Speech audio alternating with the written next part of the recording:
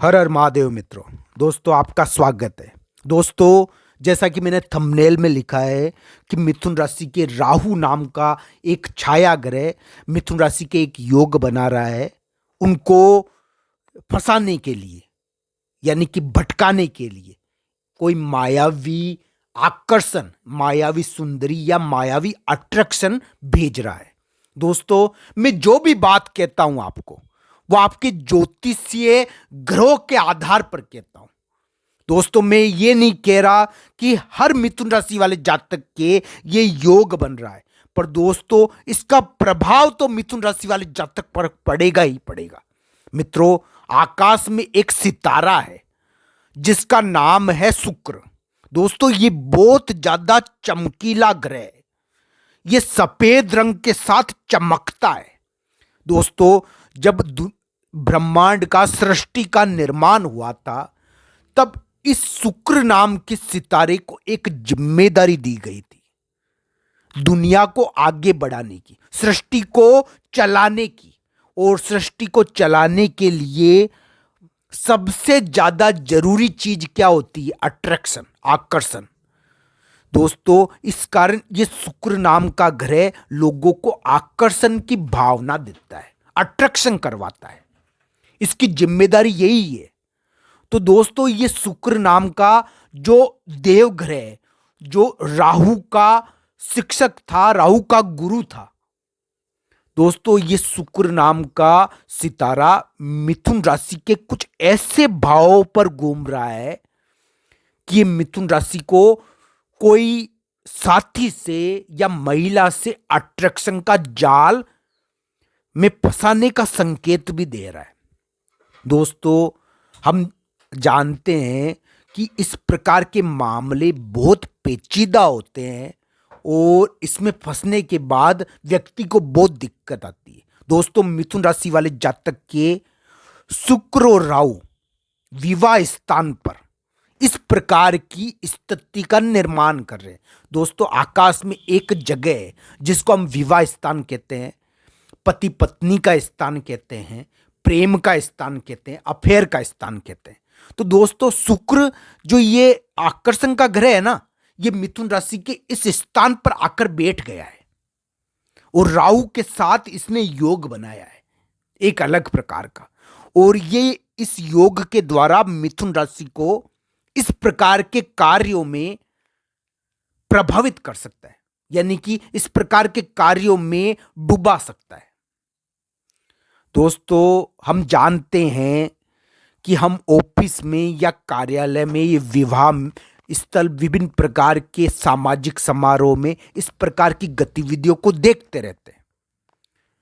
तो मिथुन राशि वाले जातक को, अगर वो कोई कुंवारा व्यक्ति है, मिथुन राशि वाला जातक अविवाहित है, तो उनको ध्यान रखना है कि उनको अट्रैक्ट करने वाली उनका साथी या कोई उनको गलत तरीके से अट्रैक्ट करने का प्रयास ना करे।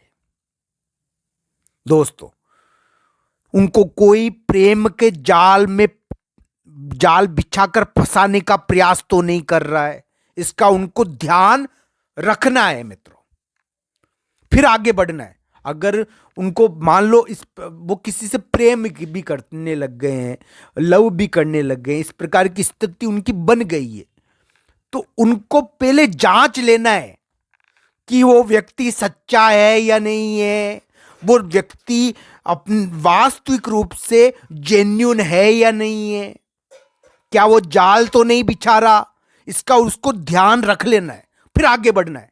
दोस्तों क्योंकि हम जानते हैं कि इस प्रकार के मामले बहुत ज्यादा अपयश और अपकीर्ति देते हैं।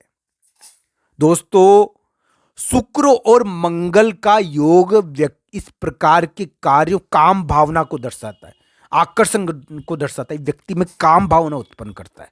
तो इस प्रकार की क्रियाएं शुक्र करता रहा है, पहले भी ये व्यक्ति में काम भावना उत्पन्न करता रहा है। दोस्तों व्यक्ति को काम भावना में लिप्त कराता रहा है, इसने हमेशा करा है इस प्रकार की क्रियाएं। ये इसको जिम्मेदारी दी गई थी कि व्यक्ति में ये काम भावना उत्पन्न करेगा ताकि सृष्टि चलती रहे। तो जब इस शुक्र को ये जिम्मेदारी दी गई थी, तो इसके साथ राहु ने जब संयोग किया, तो इसने यानी कि इस प्रकार के जाल बिछाना भी प्रारंभ कर दिया। दोस्तों, शुक्र अकेला जाल नहीं बिछाता, ये राहु के साथ जब स्थिति बनाता है, राहु से प्रभावित होता है जब इस प्रकार के जाल बिछाता है। शुक्र राहु का योग हमेशा प्रेम के जाल बिछाने के लिए जाना जाता है मित्रों। और दोस्तों, मिथुन राशि के फरवरी मास में ये योग थोड़ा बन रहा है। मैं ये नहीं कह रहा कि सभी मिथुन राशि वाले जातक के कोई बड़ी दिक्कत हो जाएगी, मैं ये नहीं कह रहा मित्रों। दोस्तों, पर मिथुन राशि वाले जो भी जातक है, उनके ऊपर इसका प्रभाव पड़ सकता है। हो सकता है कि आपके कार्यस्थल में या आपके जहां पर आप कार्य करते हैं वहां पर इस प्रकार के साथी या महिला से आपका सामना हो, जो आपको इस प्रकार के कार्यों में प्रभावित करने का प्रयास करे, अट्रैक्ट करने का प्रयास करे और फिर ठगने का प्रयास करे। तो इसका ध्यान रखना है। हम जानते हैं दोस्तों, किस प्रकार के चीजों में ठगा बहुत जाता है। दोस्तों, देखा गया है कि शादी के दिन दुल्हन भाग गई या दिक्कत हो गई। बहुत सारे अविवाहित लोग होते हैं तो दिक्कत हो जाती है दोस्तों, उनको होती है, धोखा दे देती है। तो इन चीजों का ध्यान रखना है मित्रों। मैं तो जो भी बात कह रहा हूं आपको गोचर के आधार पर कह रहा हूं। दोस्तों, आपके गोचर की स्थिति ये चीज बता रही है, तो मैं कह रहा हूं आपकी कुंडली में अगर शुक्र और राहु अच्छी स्थिति में हुआ तो इसका प्रभाव बहुत कम पड़ेगा आपके ऊपर दोस्तों।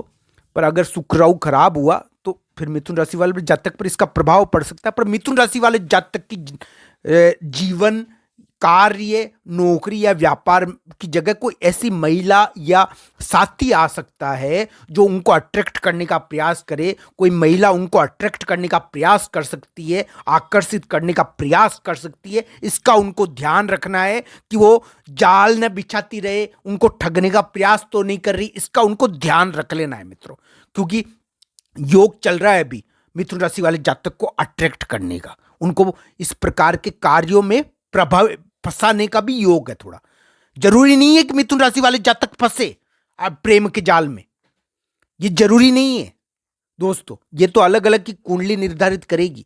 हो सकता है कि आपकी कुंडली में जो शुक्र का योग है वो वास्तविक तौर पर प्रेम के रूप में निकले, पर जांच लेना चाहिए, क्योंकि अभी ऐसा योग थोड़ा बना तो है ही दोस्तों कि प्रेम में पढ़कर मिथुन राशि वाले जातक कोई दिक्कत में पड़ गया। तो इस प्रकार की स्थिति बनी है दोस्तों कि प्रेम के कारण कोई दिक्कत आ गई मिथुन राशि वाले जातक के, तो इस प्रकार की स्थिति थोड़ी बनी है, इसलिए मैं सचेत कर रहा हूं। बाकी जरूरी नहीं है कि सबके योग इस प्रकार से घटित हो दोस्तों। आज मैंने आपको शुक्र राहु का ये योग आपके जो अभी वर्तमान में चल रहा है, बन रहा है, उसके बारे में बताया। आशा आपको पसंद आया होगा, आप इससे ज्ञान भी प्राप्त करे होंगे दोस्तों। आप सबका धन्यवाद। भगवान शिव की पूजा करने से शुक्र बहुत प्रसन्न होता है मित्रों। शुक्र की ताकत बहुत ज़्यादा होती है, इस सृष्टि को आगे बढ़ाने का प्रयास करता रहा है। व्यक्ति में जवानी, यौवन का कारक है, तो भगवान शिव की पूजा कर